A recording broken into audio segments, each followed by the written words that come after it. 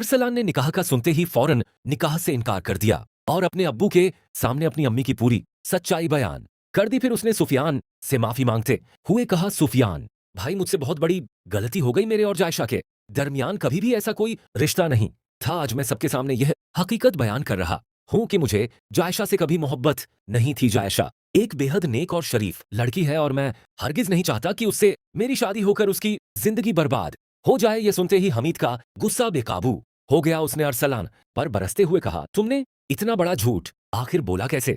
तुम्हें अंदाजा भी है कि तुम्हारी इस हरकत से हम सबकी कितनी रुसवाई हुई है? इस पर अरसलान ने फौरन जवाब दिया, मैंने कुछ नहीं किया। यह सब कुछ अम्मी की वजह से हुआ है। अम्मी हमेशा से यही चाहती थी कि जायशा इस घर की बहू बनकर कभी ना आए। ये सारी चाल अम्मी ने चली थी और आज भी अम्मी यही चाहती हैं कि जायशा इस घर में कदम ना रखे, बल्कि अम्मी तो उसे इस घर से धक्के देकर निकाल देना चाहती हैं। अरसलान की जुबान से यह अल्फाज सुनते ही हर शख्स हैरत में पड़ गया। तभी आलिया ने अपनी बेटी का बाजू मजबूती से पकड़ लिया और दो टूक लहजे में कहा, अगर बात ऐसी है तो मैं अपनी बेटी की शादी तुम्हारे किसी भी बेटे से हरगिज नहीं करूंगी। मेरी बेटी कोई खिलौना नहीं है कि जब चाहो रिश्ता जोड़ दो और जब चाहो तोड़ दो। तभी सुफियान आगे बढ़ा और अदब से बोला, चाची एक मिनट ठहर जाइए। अगर मेरा भाई और मेरी अम्मी गलत है तो उनकी गलती की सजा जायशा को क्यों मिले? अगर जायशा राजी हो तो मैं इसी वक्त उससे निकाह करने के लिए तैयार हूं। मैं जायशा से सच्ची मोहब्बत करता हूं। वो मेरी जिंदगी है और मैं उसके बगैर एक लम्हा भी नहीं रह सकता। सुफियान की यह बात सुनते ही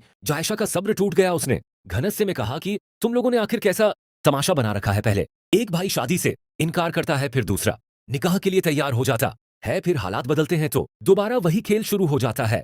क्या मेरी जिंदगी कोई मजाक है? मैं कभी भी ऐसे लड़कों से शादी नहीं करूंगी जिन पर ना एतबार है और ना भरोसा। रिश्ते खिलवाड़ के लिए नहीं होते। जायशा की यह बात सुनते ही पूरे घर का माहौल बदल गया। अब सारी उंगलियां सीधे शेरी की तरफ उठने लगी। हमीद भी अपना आपा खो बैठा और शेरी पर जोर जोर से बरसने लगा। जैसे जैसे सच्चाई सामने आती गई, शेरी बुरी तरह घबरा गई। उस पर ऐसा सदमा पड़ा कि उसे चक्कर आया और वह बेहोश होकर जमीन पर गिर पड़ी। घर में अफरा तफरी मच गई और फौरन उसे अस्पताल ले जाया गया। इसी हंगामे की वजह से निकाह की तमाम रस्में वहीं रोक दी गई। दूसरी तरफ अरसलान अपनी बहन राफे और पूरे खानदान के साथ घर पहुंचा। वहां पहुंचते ही उसने आरिशा से सख्त लहजे में कहा, अगर तुम इस घर में रहना चाहती हो तो रहो, लेकिन अगर तुम्हें अपने घर वालों की चालों का साथ देना है तो फिर इस घर में तुम्हारे लिए भी कोई जगह नहीं है। मुझे समझ नहीं आ रहा कि तुम्हारे घर वाले आखिर किस बात का बदला ले रहे हैं। उन्होंने हर रिश्ते को तबाह करके रख दिया है। उधर हमीद अपनी बेगम को अस्पताल में दाखिल कराने के बाद सीधे आलिया के घर पहुंचा। उसने शर्मिंदगी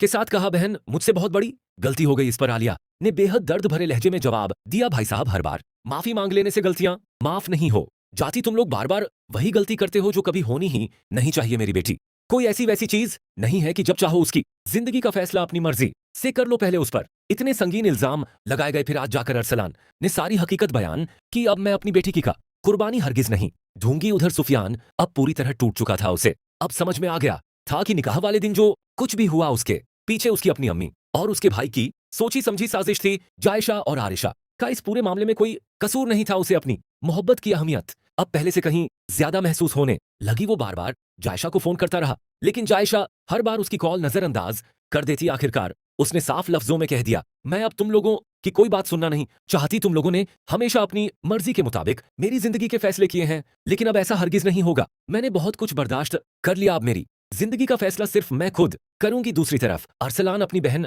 राफे और पूरे खानदान के साथ घर पहुंचा। वहां पहुंचते ही उसने आरिशा से सख्त लहजे में कहा, अगर तुम इस घर में रहना चाहती हो तो रहो, लेकिन अगर तुम्हें अपने घर वालों की चालों का साथ देना है तो फिर इस घर में तुम्हारे लिए भी कोई जगह नहीं है। मुझे समझ नहीं आ रहा कि तुम्हारे घर वाले आखिर किस बात का बदला ले रहे हैं। उन्होंने हर रिश्ते को तबाह करके रख दिया।